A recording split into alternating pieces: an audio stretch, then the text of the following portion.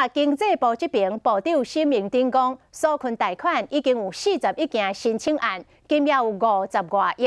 经济部昨日嘛调集这个中小企业来座谈，未来会特别针对电价以及外送抽成，甲这个台电也有业者来协调。经济部长嘛讲，这个电火钱档起是各界的共识，会努力完成目标。业者相款拢无人受到新冠病毒的影响。台湾内需产业重伤，行政院嘛提出600亿的纾困方案，其中之一就是予中小企业会使申请贷款加利息的补贴。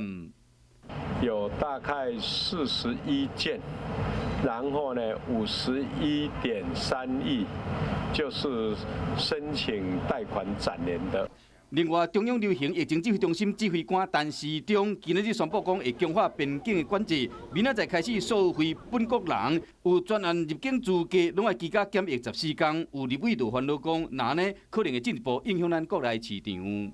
在台商里面，现在准的7000多亿里面，那要去年发生2000多亿，这一次今年也会2000多亿，这2年就会发生5300多亿哦。经济部要救中小企业，答应讲会为补助成立外送平台，加电价开始研究。针对今仔日公布的新电价，企业要求讲唔通伤悬，施明珍是安尼讲。这个电价有无尽量维持大家期待望去同意，稳定物价了，个减轻咱人民的经济负担。疫情过了后，免啊顾经济，政府嘛爱超前部署。